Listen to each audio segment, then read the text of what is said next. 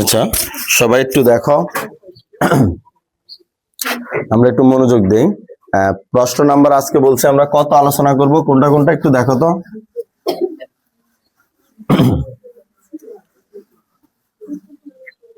হ্যাঁ, আজকের অঙ্ক নাম্বার 3টা অঙ্ক সেম, তিনটা অঙ্কে কিন্তু সেম। কত কত বলছি? 14, 15, 16, তিনটা অঙ্কে সেম। আমি 14টা করি, 15 আর 16 চিত্রটা এঁকে দিব, ঠিক আছে? তাহলে কোন অধ্যায়? দশম অধ্যায় নাকি? দশম অধ্যায়ের আমাদের যে অনুশীলনীর অঙ্ক 14 নম্বর। দেখো কি লেখছে, আমি প্রশ্নটা আগে পড়ি। ভূতলে কোন স্থানে, ভূতলে, ভূতল মানে কি? ভূমিতে আর কি। কোন স্থানে একটি স্তম্ভ আছে। স্তম্ভ মানে কি? লম্বা কোনো জিনিস, ঠিক আছে? মিনার বা দেয়াল বা এই টাইপের যে কোনো কিছু হইতে পারে স্তম্ভ। স্তম্ভের শীর্ষের উন্নতি কোণ 60 ডিগ্রি। মানে ওই স্তম্ভটাকে তুমি যদি দেখতে চাও বা এটার উন্নতি কোণটা হলো কত ডিগ্রি? 60 ডিগ্রি। তার মানে বলছে ভূতলের কোন স্থানে একটি স্তম্ভের শীর্ষের উন্নতি কোণ কয় ডিগ্রি? 60 ডিগ্রি। আসো আমরা একটা দেখি। ভূতলের একটা স্তম্ভ দিচ্ছি, দেখো এই হলো ভূতল ধরো, আর এই হলো আমাদের স্তম্ভটা, আর এই স্তম্ভের উন্নতি কোণটা হলো কয় ডিগ্রি? 60 ডিগ্রি। আমরা আগেই বলছিলাম উন্নতি কোণটা ভূমির সাথে এভাবে দিতে হয়, দিলাম 60 ডিগ্রি। খেয়াল করো, এটা হলো আমাদের কি? স্তম্ভটা। এটা হলো কি? স্তম্ভ। এটা হলো কি তল? ভূতল। স্তম্ভের শীর্ষের উন্নতি কোণটা, ভূতলের কোন একটা স্থান থেকে স্তম্ভের শীর্ষের উন্নতি কোণ কয় ডিগ্রি? 60 ডিগ্রি। আবার খেয়াল করো, ভূতলের কোন একটা স্থান, কোন একটা স্থান হলো আমাদের এই স্থানটা, ধরো এই স্থান থেকে ভূতলটা বা আমরা স্তম্ভটার একটা নাম দিয়ে দিচ্ছি, ধরো বিসি। এই হলো বিসি। স্তম্ভটার শীর্ষের উন্নতি কোণ হলো কয় ডিগ্রি? 60 ডিগ্রি, ঠিক আছে? বলছে কি ভূতলের কোন একটা স্থান থেকে, ভূতলের স্থানটা কোনটা দিছি আমরা? এ, আর স্তম্ভটার নাম কি? C, BC. সেটা শীর্ষের উন্নতি কোণ হলো কয় ডিগ্রি? 60 ডিগ্রি। তারপরে আমাদের বলা হয়েছে যে ওই স্থান থেকে 25 মিটার পিছিয়ে গেলে, ওই স্থানটা থেকে, ওই স্থান মানে যেই বিন্দুতে আমরা ছিলাম ওই স্থান থেকে কয় মিটার পিছিয়ে গেলে? তাহলে 25 মিটার পিছিয়ে যাব। এটা কিন্তু সামনে, এদিকে না, এদিকে যাব। 25 মিটার কি গেলে? পিছিয়ে গেলে। আমরা পিছিয়ে যাব কয় মিটার? 25 মিটার। তাহলে পিছিয়ে গেলে আমাকে বলছে যে উন্নতি কোণ তাহলে নাকি হয়ে যায় 30 ডিগ্রি, মানে 30 ডিগ্রি হয়ে যায়। উন্নতি কোণটা কয় ডিগ্রি হয়? 30 ডিগ্রি। দেখো তাহলে আমরা আসি, এখান থেকে 25 মিটার পিছিয়ে যাব। যে মনে মনে এই জায়গাতে অনেকে ভুল করে, অনেকে কি করে 25 মিটার এইদিকে দেয়। আচ্ছা, এদিকে গেলে আস্তে আস্তে এটা কয় ডিগ্রি? 90 ডিগ্রি। তাহলে আমার সামনে গেলে বুঝি আমাদের সেটা কমবে। সেটা কি কমবে নাকি? সেদিকে গেলে আস্তে আস্তে কি হবে? বাড়বে। মানে 60, তারপরে 70, 80, তারপরে কত আসবে? 90। তার মানে পিছিয়ে গেলে মানে এদিকে। যদি বলে সামনে যাবে তাহলে আমাদের এদিকে যাবে। তাহলে কয় মিটার পিছিয়ে গেলাম? তাহলে বলছে কত হবে উন্নতি কোণ? 30। তো আমরা দিচ্ছি 30 ডিগ্রি, দিলাম আবার উন্নতি কোণ 30 ডিগ্রি। ঠিক আছে, এটা বন্ধ হয়নি। হ্যাঁ, ঠিক আছে। তাহলে এবার আসো, এই হলো আমাদের প্রশ্নটা। তাহলে আমি পুরো প্রশ্নটা আরেকবার পড়ি। কত নম্বর অঙ্ক জানো এটা? 14 দিলাম, 14 নং অঙ্ক। অনুশীলনী হলো কত? 10। আচ্ছা, ভূতলের কোন একটি স্থান থেকে, কোন একটি স্তম্ভের, ভূতলের কোন একটি স্থান থেকে স্তম্ভের শীর্ষের উন্নতি কোণ হলো কয় ডিগ্রি? 60 ডিগ্রি। ওই বিন্দু থেকে 25 মিটার পিছিয়ে গেলে উন্নতি কোণটা হয়ে যাবে কয় ডিগ্রি? 30 ডিগ্রি। তাহলে আমাকে বলছে যে স্তম্ভটির উচ্চতা নির্ণয় করো, মানে এইটার উচ্চতা হোয়াট, মানে এটা আমাকে নির্ণয় করার জন্য বলছে। ঠিক আছে? এখন দেখো, এখন একটা ঝামেলা হয়েছে। আমরা গতকালকে যে অঙ্কগুলো করছি সেই অঙ্কের সাথে আজকের অঙ্কের সাথে একটা তফাৎ খোঁজো। তফাৎটা হইলো, আমার যে 25 দেওয়া আছে এটা কিন্তু সমকোণী ত্রিভুজ কোনটার ক্ষেত্রে? পুরোটার ক্ষেত্রে। মানে এই আমার যদি এখানে কোনো মান দেওয়া থাকতো এই সমকোণী ত্রিভুজের, তাহলে কিন্তু অঙ্কটা করতে আমার কোনো ঝামেলাই ছিল না। কারণ 30-60 ডিগ্রি ছিল। কোন একটা বাহু দেওয়া থাকলে আমি ইজিলি নির্ণয় করে ফেলতাম যে কোনো সূত্র দিয়ে, কস, সাইন এগুলো ব্যবহার করে। কিন্তু যেই মানটা 30 ডিগ্রি দেওয়া আছে, এটা কি আমি এই সমকোণী ত্রিভুজের ক্ষেত্রে ভূমি বলতে পারবো? কারণ ভূমি তো কোনটা? পুরোটা না? কোনটা নাম কি? সিডি বা ডিসি। কিন্তু আমার কি পুরোটা মান দেওয়া আসেনি, তো আমার দেওয়া আছে শুধু এইটুকু। তাহলে আমি কি এটাকে ভূমি ব্যবহার করতে পারবো? আমি কি এখন tan ব্যবহার করতে পারবো যে tan 30 ডিগ্রি ইকুয়াল টু লম্ব বাই ভূমি, ভূমি আমি 25 দিব? এটাকে সুযোগ আছে নাকি? না, এই সুযোগ আমাদের নাই। তাহলে আমাদের অঙ্কটাতে একটু এখন অন্যভাবে করতে হবে। কিভাবে? দেখো, আমরা ধরে নিব স্তম্ভের উচ্চতাটা হলো h, এটা ধরে নিব h হাইট, ঠিক আছে? আর এই অংশটাকে আমরা ধরে নিব x। তাহলে আসো আমি কি লিখতেছি দেখো, মনে করি স্তম্ভের উচ্চতা, স্তম্ভটার উচ্চতা নাম কি বিসি ইকুয়াল টু কি ধরে নিলাম এস মিটার, ঠিক আছে এস মিটার। আর এই অংশটা এটাকে আমরা ধরে নিচ্ছি কি এক্স, ঠিক আছে। এখানে কয়টা উন্নতি কোণ আছে? দুইটা না? দুটোটার নাম লিখি আমরা একটা একটা করে। প্রথমটা একটার নাম লিখি B A C equal to কয় ডিগ্রি 60 ডিগ্রি উন্নতি কোণ নাকি একটা। আরেকটা আছে উন্নতি কোণ নাম কি BDC, BDC is equal to কয় ডিগ্রি 30 ডিগ্রি। কয়টা? দুইটা না? আচ্ছা এবার দেখো এই অঙ্কটাতে আমরা টোটাল অজানা রাশি কয়টা চলে আসছে? দুইটা, একটা এক্স আর একটা কি, তাহলে দুইটা অজানা রাশি। আমরা জানি দুইটা অজানা রাশি, আমি আগে অনেকবার বলছি যে দুইটা অজানা রাশির ক্ষেত্রে সবসময় দুইটা সমীকরণ লাগবে অ্যান্সারটা বের করতে, একটা দিয়ে পারা যাবে না, একটা সমীকরণ দিয়ে অ্যান্সারটা তৈরি করা যাবে না। তাহলে আমাকে এই অঙ্কটাতে টোটাল দুইটা সমীকরণ লাগবে বের করা, ঠিক আছে। টোটাল কয়টা সমীকরণ? দুইটা। এখন আসলে দুইটা সমীকরণ কেমনে বের করব? প্রথমে আমরা বের করব এই সূত্র, এই যে চিত্রটা দেখতে পাচ্ছ নাম কি এ বি সি, এই চিত্রটা দিয়ে আমরা একটা সমীকরণ বের করব। এই চিত্রে কোন কোন মানটা আছে তোমার কাছে? এখন লম্ব আর কোনটা ভূমি, তাহলে কোন সূত্রটার ব্যবহার আছে লম্ব আর ভূমি? tan। তাহলে আমরা প্রথমটা এটা লিখতে পারি tan 60 degree is equal to লম্ব বাই কি ভূমি মানে h বাই কি x। তাহলে এখানে একটা সমীকরণ আসবে। আরেকটা বের করব পুরোটা দিয়ে, সেখানে লম্ব আছে ভূমিটা আছে, কিন্তু ভূমিটা কি 25 প্লাস x, শুধু 25 না কিন্তু 25 প্লাস। তাহলে আমরা এটার কাজ একটু করে ফেলি আগে, যে সিডি ইজ ইকুয়াল টু হইলো এইটুকু আর এইটুকু যোগ হবে এডি প্লাস কি সি এসি 25 প্লাস কি x কি, ঠিক আছে। কথা কি বুঝতে পারছো কি বলছি? এবার আসো আমরা প্রথমে এই চিত্রটা থেকে একটা সমীকরণ বের করব। নাম কি এই ত্রিভুজটার? এই ত্রিভুজটার নাম কি? ত্রিভুজ কি এবিসি, ত্রিভুজ এ বি সি এর। তাহলে এখানে আসো কিভাবে করব? tan কত ডিগ্রি হবে? অতিভুজ কি আসেনি? নাই। লম্ব আর কি আছে? ভূমি আছে, লম্ব আর ভূমি আছে, তাহলে tan 60 ডিগ্রি। তাহলে আসো আমরা সরাসরি ব্যবহার করি tan কত degree 60 degree is equal to কি লম্ব বাই কি লম্ব কত আর ভূমি কে x, ঠিক আছে। tan 60 ডিগ্রি মান কত? √3, তো আমরা বসালাম √3। তাহলে আড়াআড়ি যদি গুণ দেয় √3 নিচে মনে মনে কত আছে, তাহলে আড়াআড়ি গুণ দিলে s ইকুয়াল টু কি আসবে?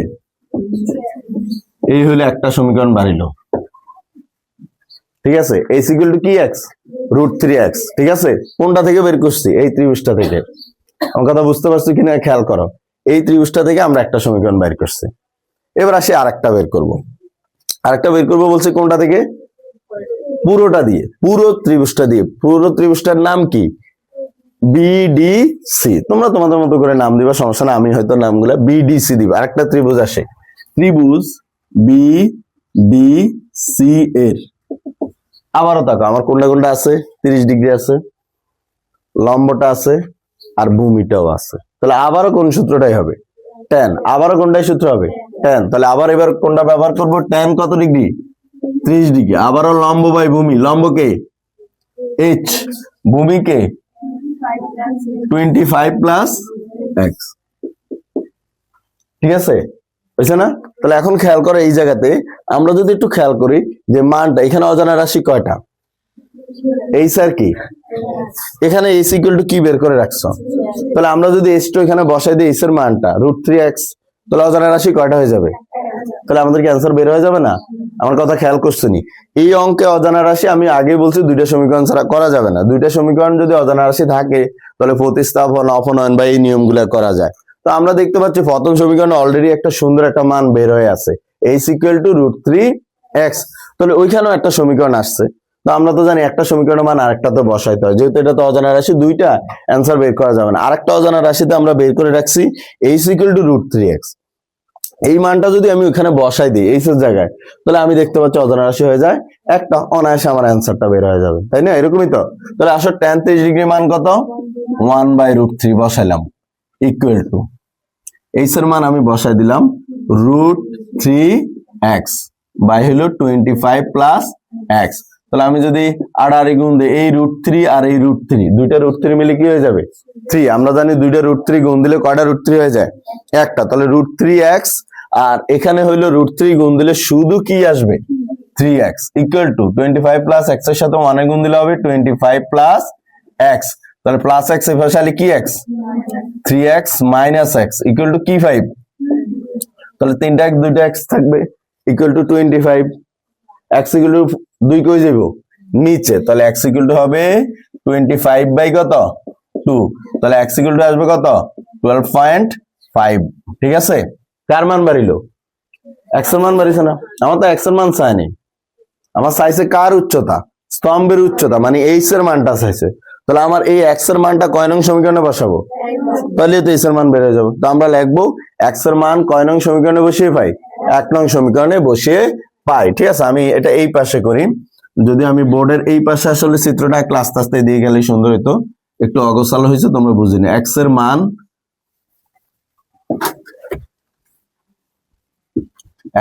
মান 1 নং সমীকরণে বসিয়ে পাই, 1 নং সমীকরণে বসিয়ে পাই। ঠিক আছে, তাহলে 1 নং সমীকরণটা আছে হইলো h equal to √3x, x এর জায়গায় বসায় দিলাম 12.5। ক্যালকুলেটরকে ক্লিক করে বলো তো,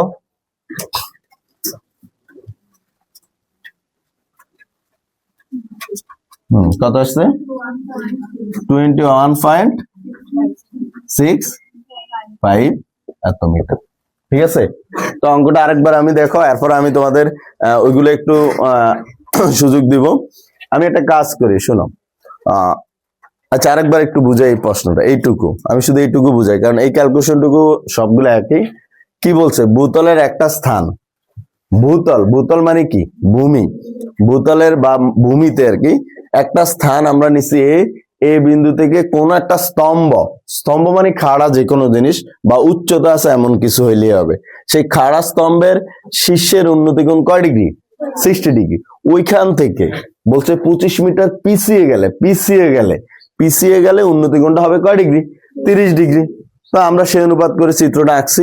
তো সেটাতে আমরা যখন দেখছি যে আমরা এখানে কোনো বাহুর মান নাই, যদি এখানে কোনো বাহুর মান থাকতো অঙ্কটা কিন্তু 2 লাইনই শেষ, মানে ওই গতকালকের মতো হয়ে যেত। কিন্তু আমার যে ভূমির মানটা আছে ওটা কোনো সমকোণী ত্রিভুজের ভূমি না, কারণ সমকোণী ত্রিভুজের ভূমি হইলো এতটুক পর্যন্ত।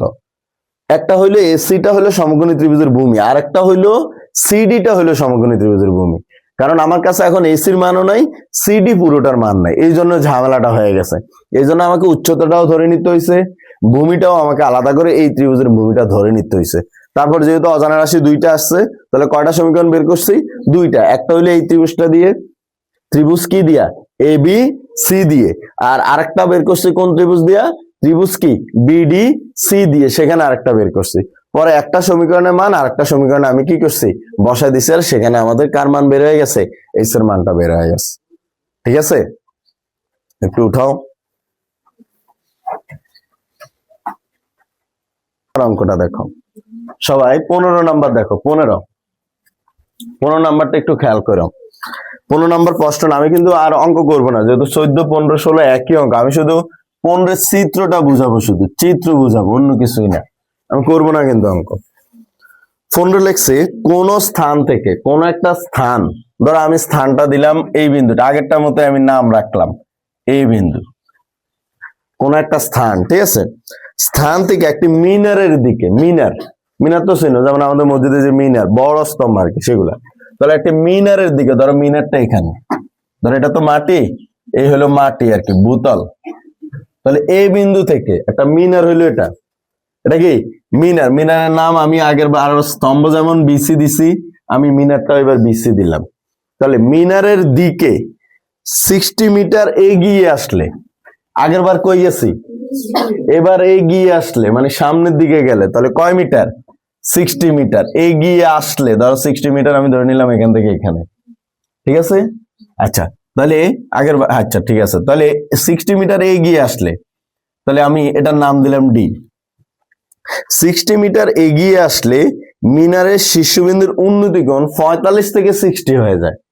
মানে আগে যেটা ছিল কয় ডিগ্রি, আগে উন্নতি কোণ কয় ডিগ্রি, 45। বলছে আমি যদি 60 মিটার এগিয়ে যাই সামনের দিকে যাই তাহলে নাকি উন্নতি কোণটা কয় ডিগ্রি হয়ে যায়? 60 ডিগ্রি হয়ে যায়। দেখো তাহলে এবার আগের অঙ্কের সাথে তুলনা করো। আগের অঙ্কে এই জায়গাতে কত ছিল, আর এখানে কত ছিল, এখানে কত ছিল, আর এখন কত? এই চেঞ্জ বলতে এইটুকুই।